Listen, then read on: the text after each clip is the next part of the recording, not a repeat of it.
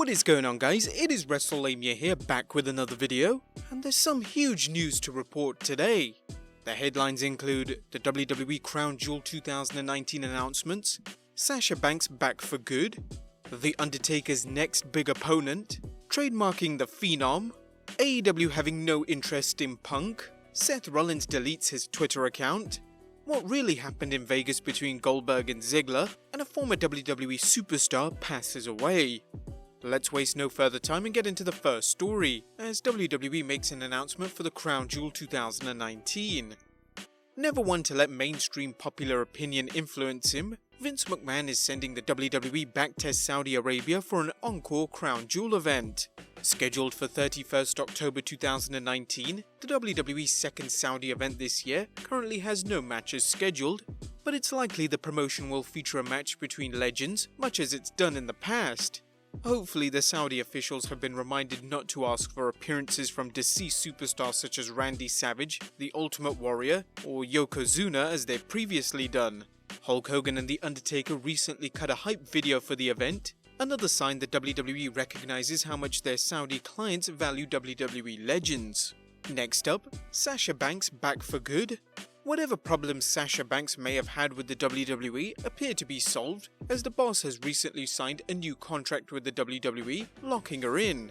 In an exclusive story with Fightful.com's Sean Ross Sapp, he revealed former WWE Raw Women's Champion Sasha Banks had extended her WWE deal. The tip was later confirmed by another high-level name within the company and noted that the agreement was reached upon her return to WWE. It's important to note that terms of the deal were not disclosed to Fightful as it pertains to length of the deal extension or when it was that the agreement actually took place outside of upon her return. There were additional details provided to Fightful initially that we also haven't been able to confirm. Several sources have noted in the past that Banks re-signed with the company in 2018 as well. That topic wasn't broached in conversations regarding her 2019 extension. While there's rarely any telling how long a superstar will stay in the ring, Banks should be in the WWE for some time to come, possibly ending her career there.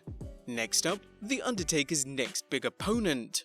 Following on the heels of the news that The Undertaker has signed what amounts to a lifetime contract with the WWE, it looks like the WWE is preparing a program for the dead man that could be the biggest match of 2019, and one fans have been talking about as soon as Bray Wyatt debuted his crafter of chaos, The Fiend. A Taker vs Fiend match is a no-brainer, and even a brain-dead WWE writer could see all the money in this encounter of two supernatural superstars. Rumor has it that the WWE wants to set up some sort of showdown for SmackDown's Fox debut, which in and of itself would be big. As you may recall, fans wondered why The Fiend hasn't attacked The Undertaker yet. Wrestlelamia speculates the WWE is wisely taking its time with The Fiend so as not to overexpose him or use up dream matches, something a match against Taker certainly qualifies as. Next up, Trademarking The Phenom. Speaking of The Undertaker, the WWE has added the term The Phenom to its ongoing campaign to add various nicknames and phrases to the WWE's treasure chest of intellectual property. Considering The Undertaker is now committed to the WWE for the rest of his life, a relationship that has fared better than any of The Undertaker's multiple marriages, it makes sense to protect one of the names he's best associated with. On a related note, the WWE took issue with Conrad Thompson, who tried to trademark Dead Man Talking. Right around the time of AEW's first pay-per-view Double or Nothing, The Undertaker was scheduled to appear at Thompson's wrestling convention Starrcast 2, the beginning of what was rumored to be many public appearances by the Dead Man as he left the WWE. The WWE moved heaven and earth, pulling Taker from Starrcast and working a deal to keep him in the WWE. Is it possible Thompson was looking for an Undertaker podcast? It certainly seems so, but apparently that wasn't the case, as the name was going to be used for Taker's speaking tours. Rumor has it, The Undertaker would be charging $100,000 for an hour's appearance. Our next story looks at AEW having no interest in CM Punk. If the Wrestling Observer's Dave Meltzer is to be believed, CM Punk is persona non grata in All Elite Wrestling, apparently having irked management by his comments about the company. During an interview, Punk revealed that Cody had texted him an offer about coming to work for AEW, and apparently Punk was insulted by the manner of delivery. Punk, well known for his irritability, has soured on AEW and AEW has in turn soured on him. Meltzer writes, My thought is that you never say never, but it would be difficult for Vince too. But yeah, it was pretty much told to me that AEW would never sign CM Punk. They felt very disrespected by what he said, and they should have. If you know what the real story was, and I can't go into much detail, but I do know it, and yeah, it's Punk. I mean, he's a martyr, and I don't know why he felt like he needed that enemy, but maybe he felt he did too. Who knows? Maybe he was mad over something.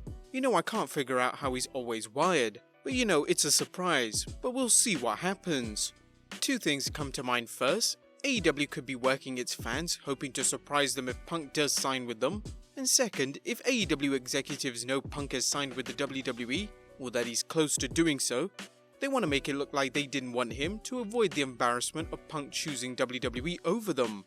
It may seem childish, but with a wrestling war going on, there are many egos to be bruised and soothed. Additionally, Cody spoke on Collider Live to speak on Punk's chances of coming to AEW, and during the interview, Cody believed he made AEW look kinda like dumbasses about texting him an offer.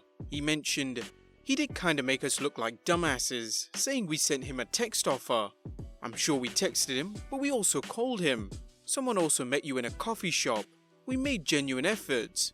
But in this case, 2019, it's been quite some time away from the ring. We gotta focus on who really wants to be on board with us versus going out and finding someone who perhaps doesn't really want to be a part of this." Next up, Seth Rollins deletes his Twitter account. The current Universal Champion has been no stranger to voicing his opinion on smarks on social media, and he's also had a few verbal back and forths with other wrestlers, most notably Will Ospreay, where fans didn't take too kindly to Rollins making the comparison that the more money he holds in his account equates to being a better wrestler. However, now all is quiet on the account, as Rollins appears to have either deactivated or deleted his account. This oddly came after Rollins had an exchange of words with Sasha Banks, where Banks mocked his most recent tweet on facing Rey Mysterio. Before the account that had 3.6 million followers mysteriously disappeared, Rollins fired back at Banks and accused her of under-delivering. The tweet read, "This is a match I've been looking forward to as much as every other match you've ever had, aka not at all. Luckily for me, you'll under-deliver like you always do and continue to wonder why you're not in more main events. Ouch." As of right now, his account remains deactivated or deleted. Next up, what really happened in Vegas between Goldberg and Ziggler? Goldberg and Ziggler recently had a heated exchange at a restaurant in Vegas last week, which brought up a lot of questions. Was it a work or a legitimate shoot? And are they planning Ziggler vs Goldberg Part 2? Well, you might be surprised why this happened, as many believe that this was the start of a rematch between the two. But that doesn't seem to be the case. New details have emerged on what exactly went down, and according to the Wrestling Observer, this was a work. Ziggler was reportedly at a table with Kendra Lust and others when Goldberg arrived. The two then exchanged words and got physical before being pulled apart. However, currently there are no plans to do a rematch or bring Goldberg back to television apart from his one-off appearance at SmackDown's 20th anniversary show. So what in the world was the point of it? Was this just Ziggler and Goldberg having some fun and stirring up a bit of commotion? There doesn't seem to be any other point to that angle other than that. And our last bit of news, former WWE superstar, the fake Razor Ramon, passes away. Sadly, some sad news to end today's video, as the wrestling world said goodbye to Rick Bogner. Bogner was most famous for playing the role of the fake Razor Ramon character when Scott Hall and Kevin Nash signed with WCW.